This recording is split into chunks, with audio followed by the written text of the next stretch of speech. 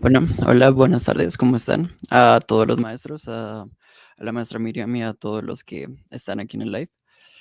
Pues yo soy Cristian Leonardo Medina, soy estudiante de 10º semestre del énfasis de bajo eléctrico de la Universidad Distrital Francisco José de Caldas de la Facultad de ASAP. Y pues bueno, gracias por esta introducción. Em, Maestra Miriam, mi trabajo se llama Concierto de Música de 8 bits y videojuegos adaptado al tapping y al fingerstyle en el bajo eléctrico, el cual pues yo siento que podría de pronto repartir mi tiempo mejor, ya que al final mi concierto consta de aproximadamente no, consta de 6 temas. Y en total, ahora sí, serían aproximadamente unos 15, 20 minutos. Entonces, pues al menos, pues nada, con el manejo del tiempo, esperemos que rinda y que toda esta información alcance a entrar. Entonces, pues nada, eh, empecemos, pues de una. Entonces, pues bueno, empecemos con la introducción, ya que en este trabajo o sea, el principal objetivo y lo que más quiero es como acercarme a la música de videojuegos y especialmente de 8 bits, porque la música de videojuegos siempre ondea un campo muy amplio, así que yo quise especificarme en la música de 8 bits. Y con el fin de utilizar, pues, las melodías que quedan como en memoria de muchas personas, e interpretarlas como en un formato de rock, en un formato de power trio, se llama generalmente, que consta de batería, bajo y guitarra, en el que obviamente el bajo va a ser como el protagonista, por decirlo así, ya que voy a usar como la técnica de taping o tapping, se dice, y fingerstyle para, pues, como llegar a este tipo de sonoridades, ¿sí? Entonces, pues, los temas seleccionados para el formato rock pues, se llaman Ground Theme y Castle Theme de Super Mario Bros. Tetris Theme, perdón, que se llama Kuro y Nikki, Pokémon Red and Blue Theme, The Legend of Zelda Theme, y Green Hill Zone, que es del juego Sonic the Hedgehog.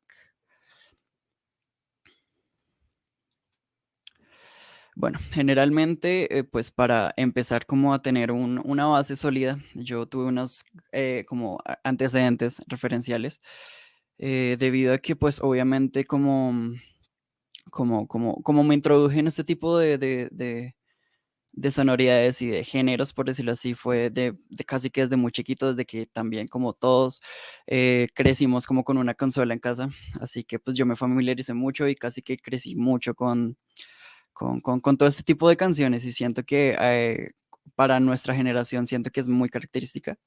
Y pues para eso mismo me tomé varios, digamos, tanto artículos como trabajos de grado de referencia, digamos, para todo, primeramente para nombrar el tipo de género y el tipo de canciones y el tipo de playlist, considerando estas melodías como ya como música.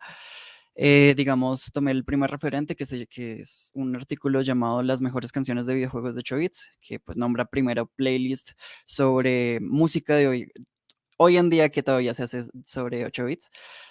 Tomé también el trabajo de grado de Mónica Vega, un trabajo de grado muy completo que se llama Música para videojuegos del género Survivor Horror, en el que el estudiante casi que se adentra un poco más en la música de videojuegos, pero más que todo como en el género de horror, en el que literalmente por cada paso y por cada circunstancia, perdón, pues va cambiando el sonido, van habiendo música eso se llama música incidental, si no estoy mal.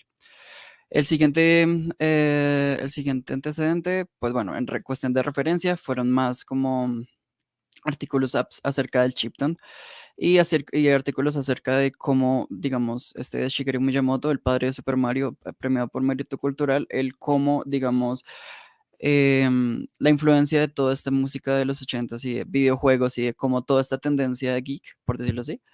A lo geek me refiero como a las tendencias populares en cuanto a videojuegos, en cuanto a películas y en cuanto a todo este como asunto de entretenimiento para jóvenes y para adultos. Entonces, pues bueno, nada, esto es primero sobre los chiptunes. Los siguientes antecedentes referenciales sobre el taping, digamos, libros ya de técnica de cómo se ejecuta el taping, eh, libros como The Art of Taping over Electric Bass de Wayne Page, de bass taping de Barry Sahagian y bueno, métodos de taping para bajo eléctrico de triple dominio de el bajista brasileño Chico Gómez.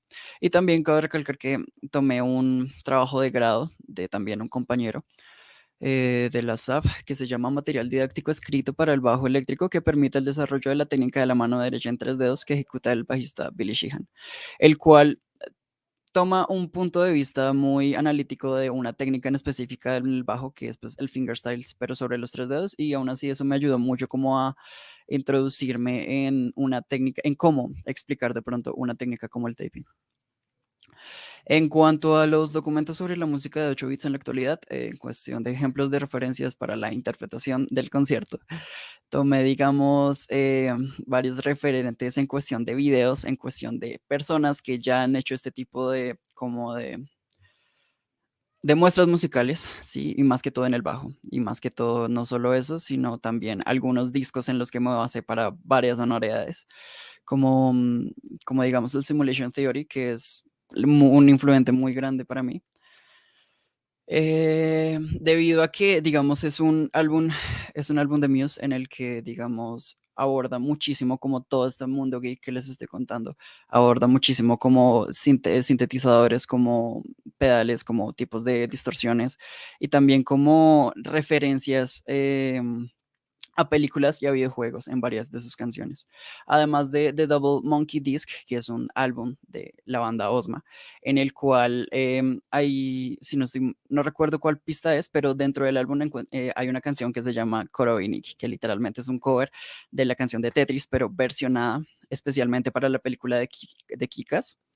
Entonces, pues bueno, son referentes que tuve de Pokémon Medley y este video de Davey son simplemente referencias para cómo de pronto interpretar en el bajo eléctrico.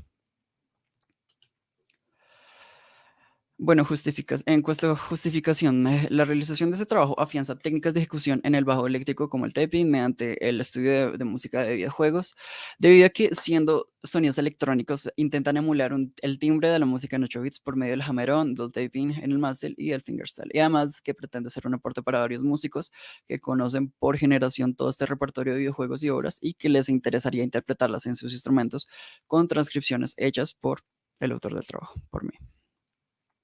La pregunta problema es, bueno, ¿cómo interpretar música de 8 bits en taping y fingerstyle en el bajo eléctrico? El objetivo general es interpretar el concierto de 5 piezas polifónicas en videojuegos en 8 bits en el bajo eléctrico, resaltando la técnica del taping y fingerstyle acompañado de un formato de rock.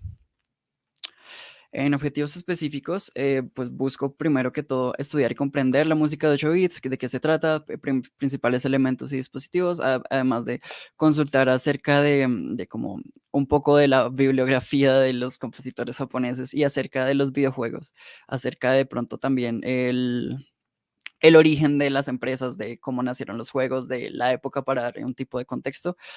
Además de, bueno, ya un poco más técnico, estudiar los diferentes conceptos técnicos del taping para su uso en diferentes adaptaciones. Además de transcribir y analizar los temas de los videojuegos elegidos, que pues ya los mencioné antes, que son de Mario, de Tetris, de Pokémon, de Legend of Zelda y de Sonic. Y adaptar en el bajo eléctrico las líneas melódicas principales y lograr emular sonidos de 8 bits usando las técnicas de fingerstyle y taping en el bajo eléctrico. Además de adaptarlos en una banda convencional de rock, estos videojuegos ya elegidos.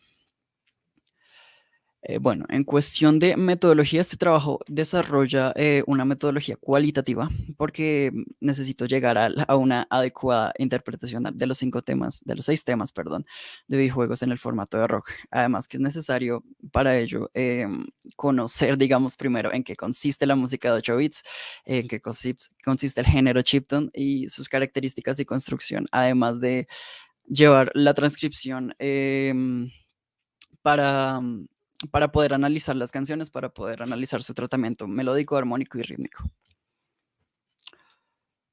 Bueno, y en esto, la lista de actividades casi que de este trabajo fue como pura consulta de biografías y consulta de todo este trabajo, de este material de compositores japoneses, de arreglos musicales, de técnica del taping, que además de consulta de videos, de referencias de personas que hayan tocado diferentes versiones y covers de los temas elegidos para, digamos, mirar qué tipo de línea van a ser mis arreglos sobre estos temas.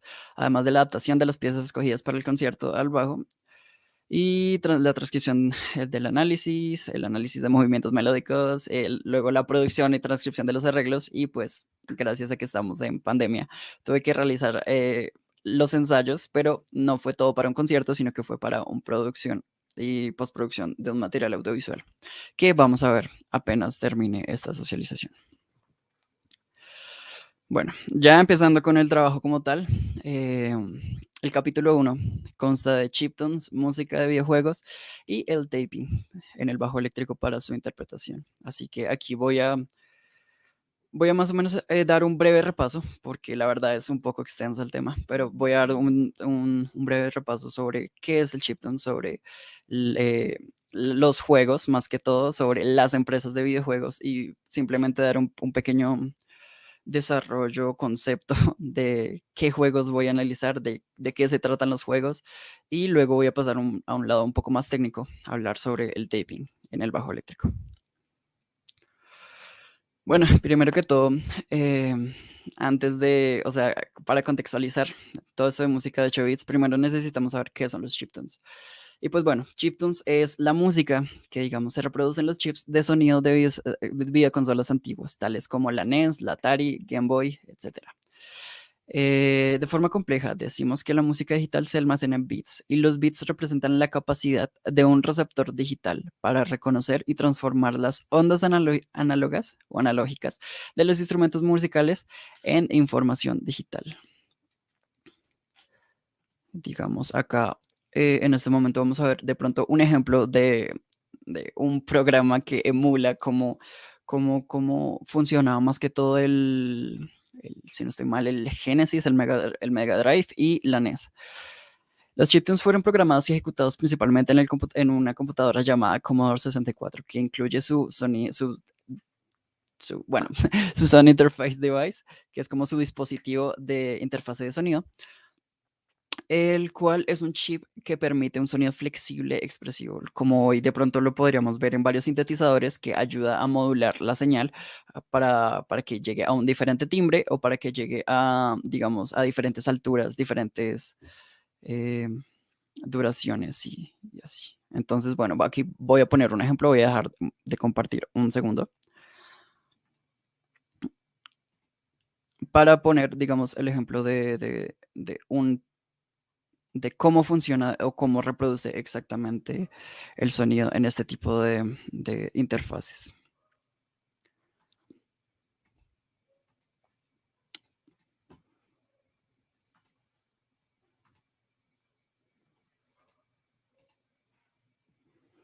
Entonces está dividido, digamos, este ejemplo está dividido, digamos, en 5 canales.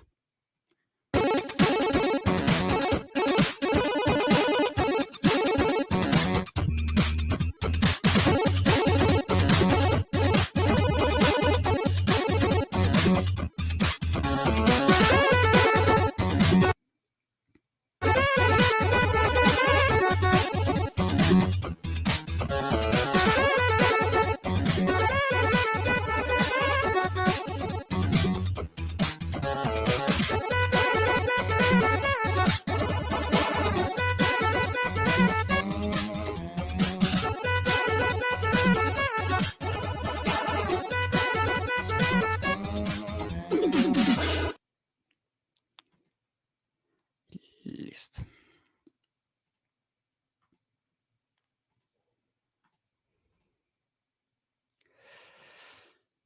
Listo. Estas interfaces de sonido más adelante se fueron desarrollando, perdón, en varias consolas, siendo, digamos, las más famosas la NES, que, digamos, aquí en América se llamó la NES como Family, el Atari, el Sinclair y bueno, el Sinclair Spectrum, perdón. Bueno, ya introduciéndome un poco más en los temas y em, digamos, en el concepto de canciones que voy a interpretar, quisiera hablar de ya un poco sobre los videojuegos y sobre las empresas que desarrollaron como todo este sistema. Y pues nada, voy a empezar con Nintendo, que bueno, es casi que aquí, creo que ya, un segundo ya, perdón.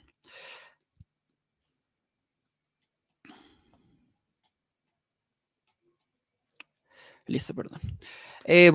Volviendo, Nintendo es casi que la empresa de entretenimiento, una de las empresas, perdón, de entretenimiento interactivo dedicada a la investigación y desarrollo, producción y venta de consolas y videojuegos más grande que ha existido desde los 80 literal, hasta hoy en día. De hecho, siendo una de las empresas que literalmente sigue liderando, digamos, la venta de consolas, de videojuegos y de todo lo que genera.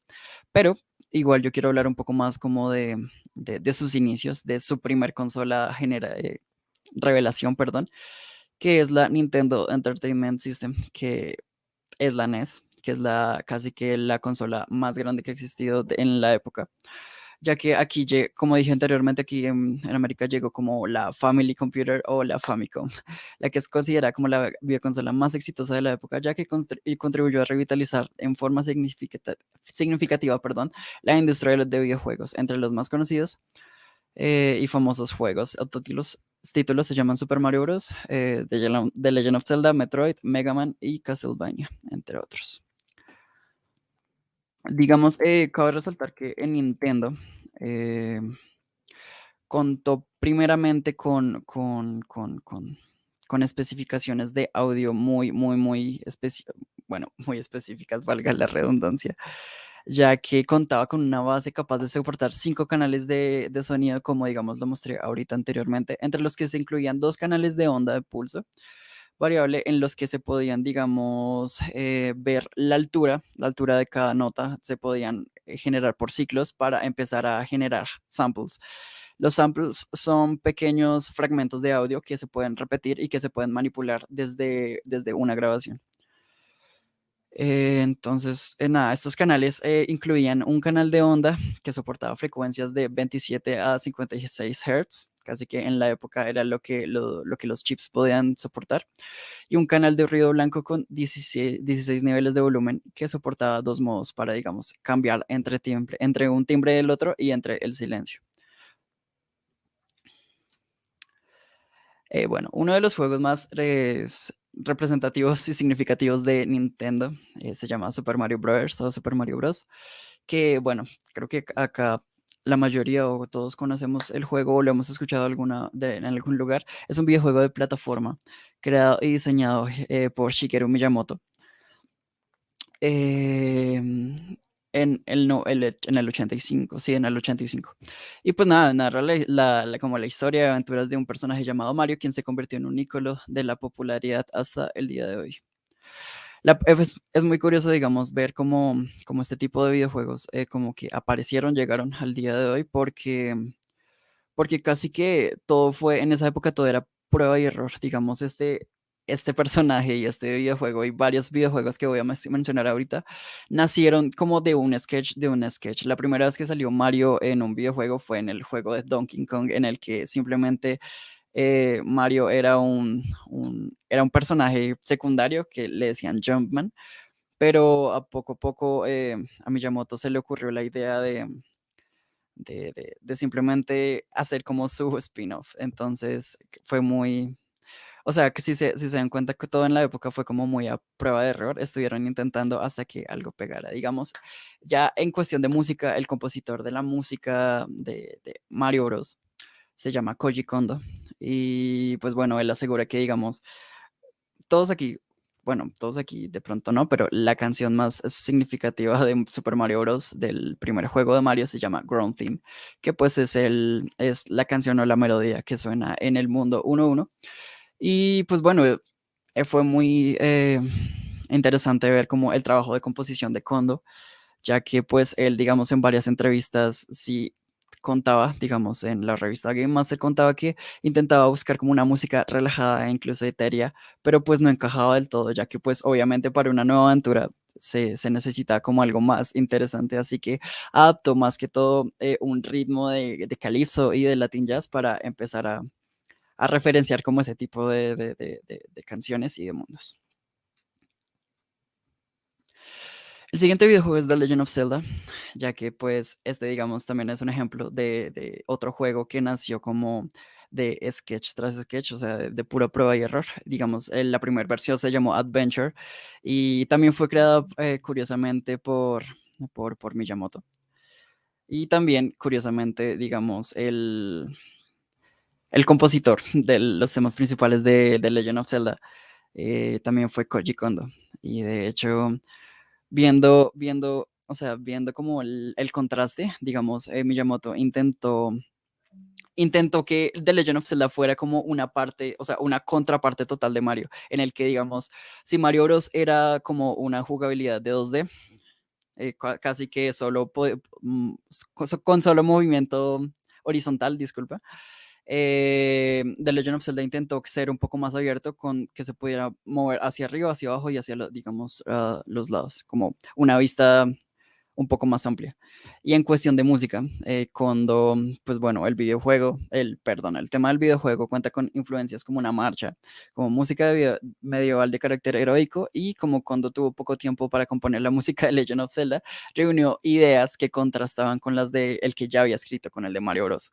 Y aunque su finalidad fue componer una banda sonora con ambiente de aventura y como de incertidumbre, eh, al final al final, como que a todos los creadores ejecutivos les gustó, ya que pues en esta empresa se formó de puros diseñadores y de hecho todos estos programadores se convirtieron en programadores a, mm, gracias como a la innovación de toda, de el diseño en la época, digamos, con respecto a la computadora Commodore 64 y a como todas esas primeras interfaces de audio en los computadores, em, contaban que, digamos,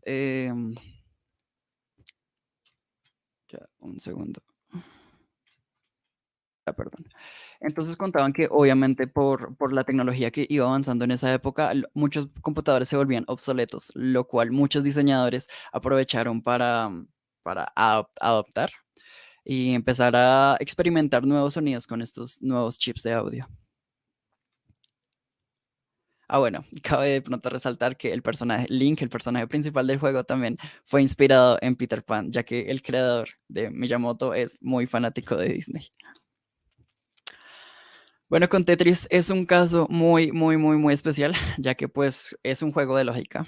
Sí, es un juego independiente que al final adoptó en Nintendo, creado por el matemático ruso Alexei Pasitnov en la Unión Soviética en el 84, ya que pues era aficionado a los rompecabezas y acertijos, y pues Tetris es derivado de un prefijo numérico griego que significa tetróminos, que contienen como 4 cuadrados iguales distribuidos en formas distintas.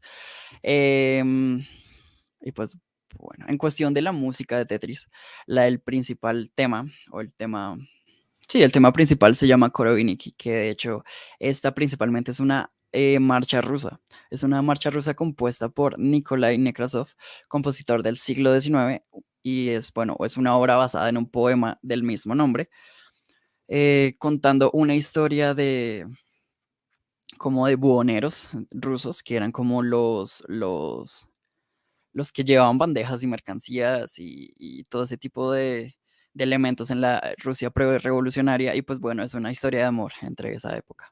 Pero ya de pronto para el videojuego como tal, Koroviniki, pues em, Koroviniki fue arreglada, perdón, para la NES por Hirokazu Tanaka, con una nueva tonalidad de chiptunes para la consola. En el 57, no mete, perdón, en el 85, perdón. Bueno, el siguiente es Pokémon, que bueno, también es una franquicia de medios que originalmente empezó como un videojuego RPG, Y pues gracias a su éxito comercial en los primeros años fue un videojuego que se transformó en una serie de televisión que se transformó en varios, ¿cómo se dice eso? En juegos, digamos, de cartas, en películas, en animes, en diversos objetos de merchandising como artículos y ropa, convirtiéndose en una extraordinaria marca reconocida mundialmente. Es un videojuego, digamos, que nació para Game Boy, para, digamos, la primer consola portátil que lanzó Nintendo, perdón. Y pues nada, Pokémon trata de una aventura, es como, trata la aventura de un personaje capturando criaturas y luchando con ellas contra rivales para convertirse en un campeón de la Liga Pokémon de la región. Fue creado, el creador de Pokémon, perdón, Satoshi Tajiri. eh, era muy amigo de Miyamoto y pues de hecho en la empresa como que todos los diseñadores se compartían muchas ideas. Así que digamos, se tomó a él mismo de referencia para ser el protagonista, que el protagonista se llama Rojo, y rindió homenaje a Shigeru Miyamoto, el creador de Super Mario, para hacer a su rival, para hacer Azul. Y bueno. Vaya, el protagonista de la banda sonora de Pokémon, que de hecho sigue, si no estoy mal, hasta el día de hoy, se llama Junichi Masuda, quien también fue un programador de computación gráfica y fue el compositor.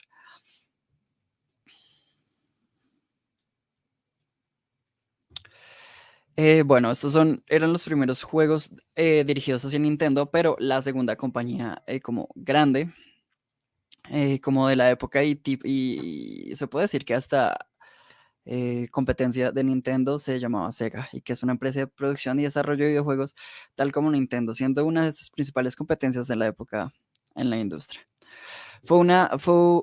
Es una empresa que nació principalmente en Estados Unidos, pero se fue trasteando hacia Japón, ya que pues fue fundada por dos estadounidenses en el 60, pero su principal objetivo desde sus orígenes fue fabricar y distribuir máquinas recreativas de monedas, lo que conocemos por las épocas como arcades, para las distintas bases militares americanas durante la Segunda Guerra Mundial. Ahí nació todo. Y luego que terminara, en Japón como que restablecieron su sede en Shinagawa y nada, empezaron de pronto a construir más en masa, ya con todas las referencias de la época que tenían. Sus primeras consolas fueron la SG-1000 y la Master System, siendo, digamos, la Mega Drive, ya que aquí también en América llegó como la Genesis, la consola. Y digamos, la Mega Drive era un poco distinta, ya que en cuestión de audio contaba con un chip Yamaha, con, digamos, instrumentos ya preestablecidos, con samples de instrumentos preestablecidos, predeterminados, como los Texas Instruments, y un procesador para orquestar, perdón, el sonido de dos chips. Y pues bueno, casi que el éxito más grande de la compañía Sega en cuestión de videojuegos es Sonic.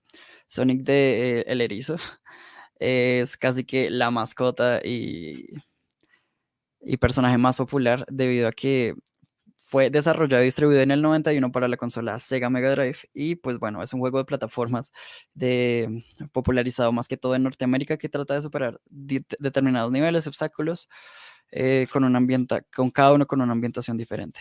El compositor de la música de Sonic, de los primeros juegos de Sonic, se llama Masato Nakamura, que es un músico, bajista y productor musical, miembro de una banda de J-pop, perdón, que es pop cantado en japonés, ¿sí? Y la banda se llamaba Dreams Come True, en la que tuvo bastante influencia para, digamos, la composición de los primeros títulos del juego. Y bueno, este fue como un pequeño repaso de los videojuegos que voy a analizar, que voy a, a- a interpretar, ya que más adelante sí habrá como un análisis de cada uno. Pero pues ya en un concepto más técnico voy a hablar del taping en cuestión de contextualización y ejecución, ya que pues el taping, para para los que no sepan, es una técnica en bajo y en guitarra, casi que en instrumentos de cuerda pulsada, en que se trata de golpear o presionar las cuerdas sobre el diapasón, sea, digamos, en una guitarra o en un bajo. Se interpreta pulsando las cuerdas sobre los trastes del mástil con los dedos de la mano derecha y los dedos de la mano izquierda. O sea, el ataque no es principalmente golpeando la cuerda para que suene, sino que todos los golpes de sonido, todo el ataque tiene que ser encima del mástil. Con esta técnica se pueden ejecutar dos líneas en contraposición, ya sea melodía principal y bajo o bajo y acordes.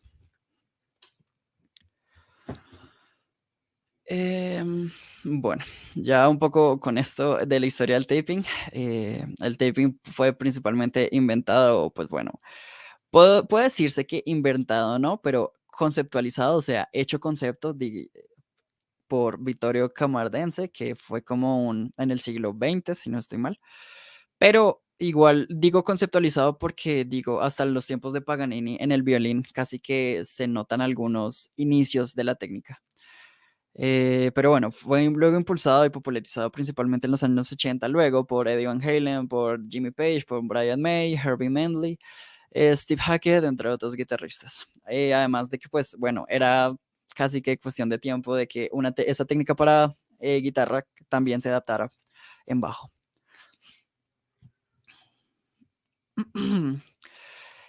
Bueno, estas son unas pequeñas recomendaciones técnicas, perdón, para la ejecución del taping, ya que para un buen sonido, como casi que se están manipulando las dos manos encima del mástil, tienes que ser, o sea, hay que ser muy, muy, muy específico para que el sonido sea totalmente limpio. Se requiere mantener el pulgar en la mano, en la mano derecha encima del diapasón para soportarlo como eje de movimiento de la mano. Así se tendrá mucha mejor estabilidad para pulsar con precisión. En la mano derecha el ataque de los dedos debe ser con la yema y ataque contundentes de los trastes. Así las notas serán claras y audibles. Además bueno, pues de mantener obviamente constante práctica, estudio, de, digamos, en ataque, arquear, digamos, bien los dedos, bien las falanges para que el sonido sea más directo y evitar, digamos, algunas curvaturas en la muñeca, debido a que pues en la mano derecha es probable que al atacar adopte un ángulo perpendicular en relación a la cuerda, perdón. No debe ser así, sino para una correcta postura, generalmente es mejor que lleve un ángulo diagonal. Además de practicar unísonos, notas guías contra notas fundamentales, creando acompañamientos rítmicos. Practicar dos melodías independientes, por ejemplo, melo- eh, m- melodía contra una línea de bajo. En cuestión de que a esto me refiero a que como las dos manos van a estar sobre el mástil, generalmente el primer ejercicio para aprender taping es de pronto acompañar la nota del bajo con la mano izquierda y armonizar con la mano derecha. Bueno, estos son algunos ejemplos de posibilidades del taping desarrollados, bueno, desarrollados a dos melodías simultáneamente con unísonos octavas. Digamos, este es un ejemplo de la mano derecha, del principio de la canción de Mario Bros. En la mano derecha es el sistema de arriba y la mano izquierda es el sistema de abajo, en el que ambos están en unísono. O sea, unísono significa que están tocando al mismo tiempo las mismas notas. Pero a octava significa que es la misma nota, pero una octava exactamente de arriba. Ahí se puede ver la tablatura en cuanto a la posición. En cuestión de melodía de acompañamiento ya es un poco más complicado, ya que pues obviamente la idea de esta técnica ya sería que con toda la mano derecha hicieras una melodía y con la mano izquierda casi que solo te apoyaras. Digamos aquí en el ejemplo es, digamos, la primera nota blanca y la negra. Casi que todas las notas que tienen la plica hacia arriba son las que se ejecutan con la mano derecha y todas las que tienen la plica hacia abajo se ejecutan con la mano izquierda. El siguiente forma digamos, para también de interpretación del taping es el desarrollo de esquemas de acompañamiento eléctrico, armónico, perdón, digamos, en el cual, digamos, se puede usar el taping para acompañar rítmicamente y armónicamente algunos ritmos representativos. Digamos, sí, digamos, este ejemplo es del reggae, en el que, digamos, la mano derecha, solo en cuestión de contratiempos de corcheas, va respondiendo, mientras que la mano izquierda va teniendo como todo el soporte del bajo. Los siguientes pedales análogos utilizados en esta interpretación. Bueno, o sea, casi que intenté solo usar dos en cuestión del bajo y de la guitarra, ya que la guitarra también usó esto. Para llegar a la sonoridad, de pronto también me ayudé con el octavizer, un pedal octavador. El que... ya, perdón. El octavizer, el que pueden ver aquí arriba, casi que funcionan para que un bajo o una guitarra armonice cada nota tocada, que hace que suene al mismo tiempo una nota más grave o una nota más aguda. Generalmente una octava, aunque existen algunos que se puede editar para ver qué nota toca simultáneamente. La idea es que de este pedal es simplemente que tú tocas una nota y simultáneamente te armoniza la nota. Te suena o una nota más aguda o una más grave. Generalmente es la octava.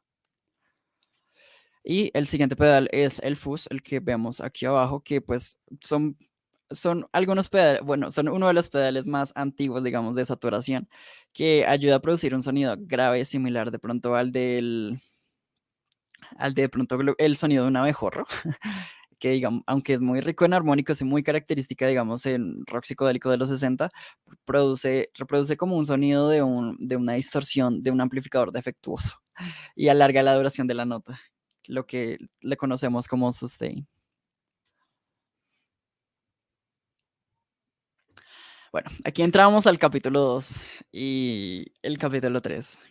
Casi que todo mi trabajo se basaba en estos tres capítulos, pero aquí, digamos, para hacer un poco más rápido, eh, para hacer un poco más rápido, digamos, la dinámica, los puse como en contraposición. Puse como la comparativa del capítulo 2 con el capítulo 3.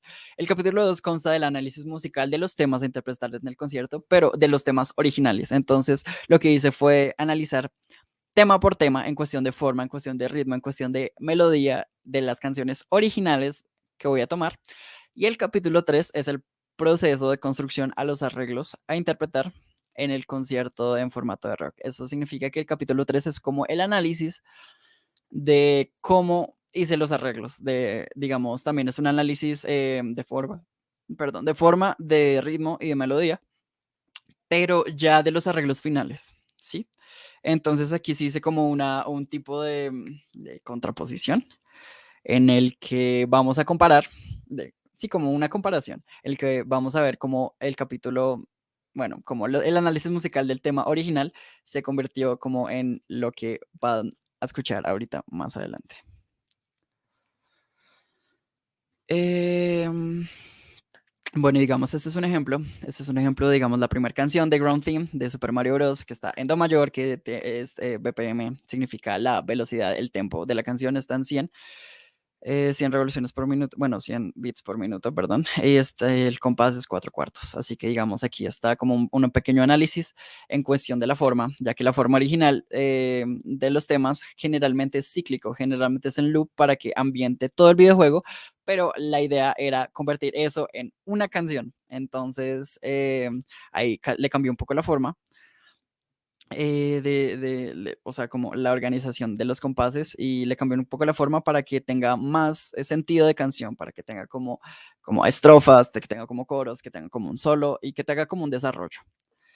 Digamos, oh my god, no sabía que tenía esto. Pero bueno, en cuestión de análisis melódico, aquí podemos ver el tema original, que obviamente no voy a cambiar los temas, bueno, las melodías principales, perdón, no las voy a cambiar, así que queda exactamente igual. Pero en el arreglo, digamos, mientras hacía la melodía principal, en la mano izquierda lo hacía una octava abajo. Este es digamos, el tema B, el manejo melódico del tema B. Voy de pronto acelerando un poco porque estoy viendo ya el tiempo. Em, pero bueno, este es el desarrollo del tema B. Tagaragata, tururú, tururum, tarararatam. El desarrollo y luego en el arreglo, en el bajo también lo mismo. En el bajo, digamos, mientras hacía yo la melodía principal, la guitarra casi que mantiene la armonía, mantiene como lo que haría el bajo, casi que es un intercambio de roles entre la guitarra y el bajo, en el que la guitarra lo que hace es acompañar, es ser el acompañamiento armónico y rítmico, aunque obviamente va a tener uno que otros solos de guitarra, pero igual casi que las melodías principales siempre las va a llevar el bajo. Ese es el tema C. Y lo mismo en el tema, en el arreglo. Tarata, tara, tara, tarum, tarata, tararam. Con la mano derecha, casi que interpreto toda la melodía principal, y mientras que en la mano izquierda hago la segunda voz, casi que simultáneamente. Y bueno, este es el tema de la exposición del tema de. Igual, todos estos arreglos y todas estas partituras quedan al final en el anexo del trabajo, por si de pronto más adelante en el RUT los quieren revisar. Todos estos arreglos fueron hechos por mí y pues bueno, lo mismo en el arreglo. Mientras el bajo es la melodía principal, la guitarra se encarga de ser el acompañamiento rítmico. En este tema de, digamos, fue una parte de la canción, un fragmento de la canción que yo propuse, o sea, es casi que mío, es un arreglo, en el que con taping, digamos, yo contribuyo al acompañamiento rítmico y armónico, ¿sí? O sea, todo el colchón rítmico y armónico lo hago yo con taping, digamos, mientras la guitarra hace un solo, ¿sí? Entonces, casi que esta fue una parte que yo incluí como de mi, o sea, de mi autoría, por decirlo así, en el que casi que es un fragmento de solo de guitarra, pero mientras tanto también lo hice para intercambiar roles y para que el bajo también sirviera en taping como un acompañamiento armónico y rítmico, en el que digamos las notas que están en verde, las notas que están debajo de las líneas verdes son las que interpreto en mano izquierda, las que están debajo de los puntos azules son los que interpreto con la mano derecha, y las que están en rojo significa que son unísonos, o sea, tocadas en ambas manos. Bueno, en cuestión de la armonía, casi que esto está, el primer tema está en do mayor, juega mucho con el primero, cuarto y quinto tema, casi que no se sale de ahí, y los únicos movimientos de pronto raros que tiene, eso es pasar del primer grado de do a fa, a un cuarto grado, a un bemol 6, a un bemol 7 y primero, que de hecho eso es muy característico de mucha música oriental, de mucha música, o no tanto oriental, sino ya específicamente japonesa, que hacen como ese tipo de cadencia final, eh, de, de como el préstamo modal de la tonalidad menor a la mayor. Lo mismo acá, digamos, el bemol 6 primero, bemol 6 primero, o sea, juega mucho con esos acordes de la bemol y de si bemol en la tonalidad de do mayor.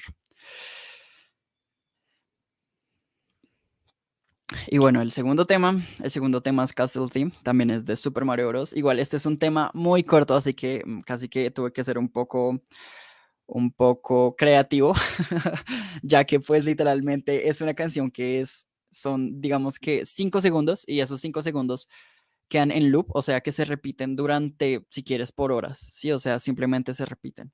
Entonces, pues casi que lo tomé de una forma de 3 temas, de 3 partes, por decirlo así, en la que una parte era un motivo melódico, la segunda, cada parte era un motivo melódico, son solo 3 motivos melódicos y de eso se compone.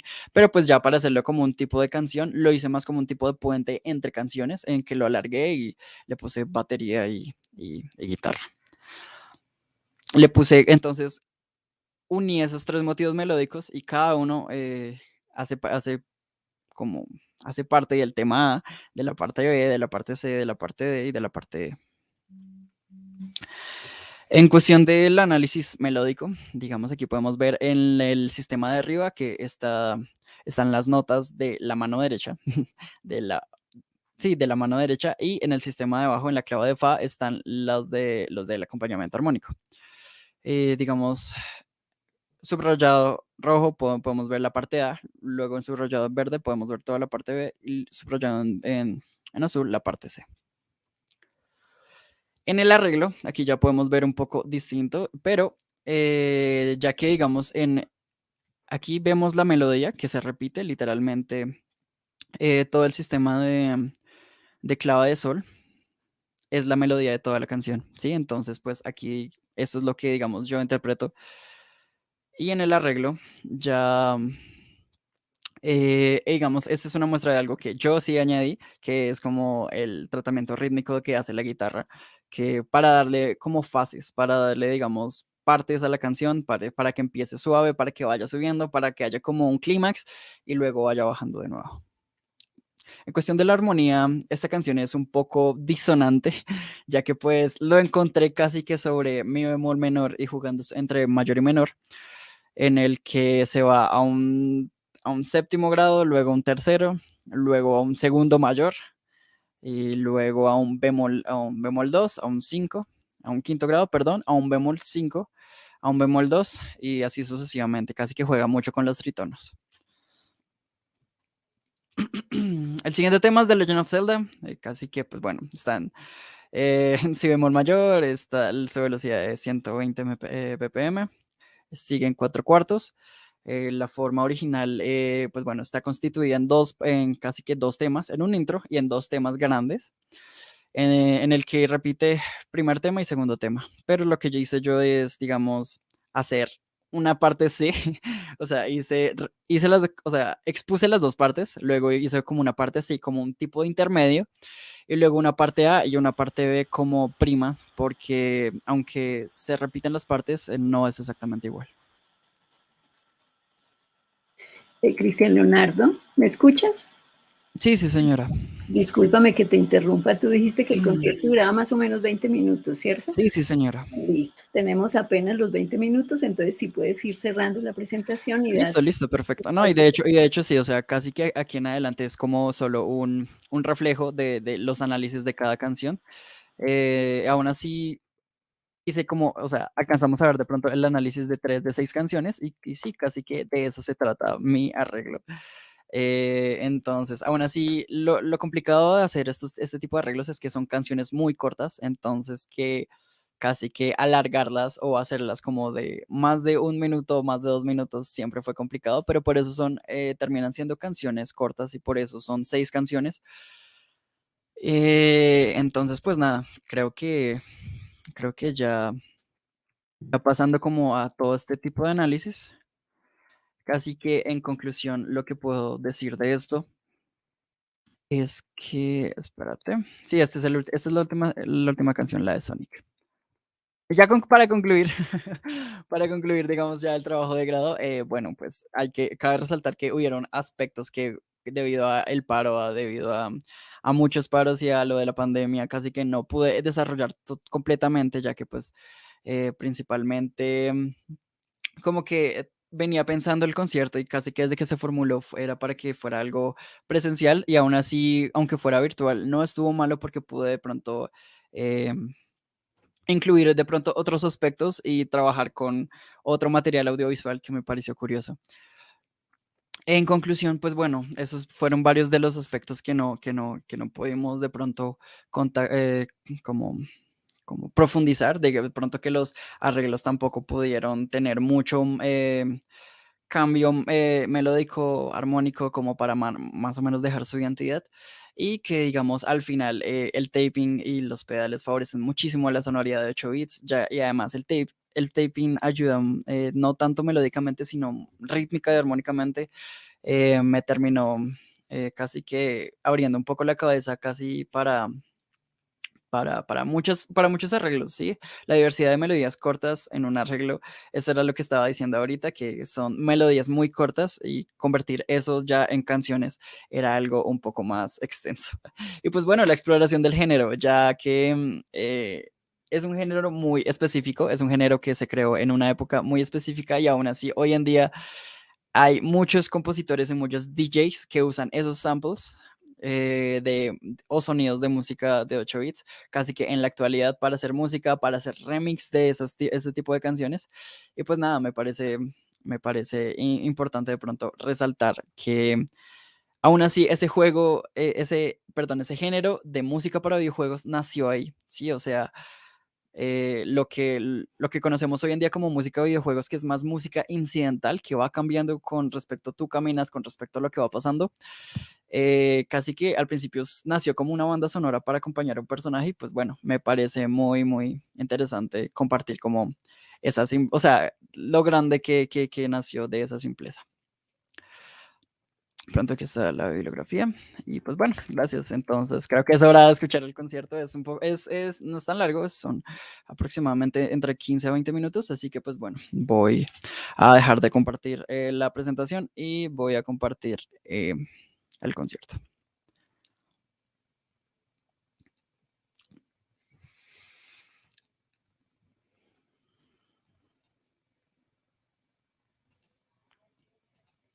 Listo.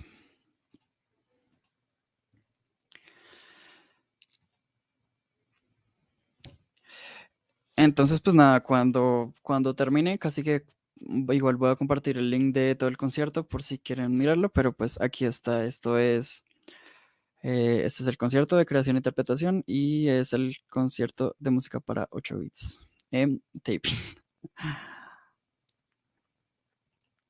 Están los 6 temas seguidos, así que pues bueno, vamos a escuchar entonces. Esperemos que el internet no colapse.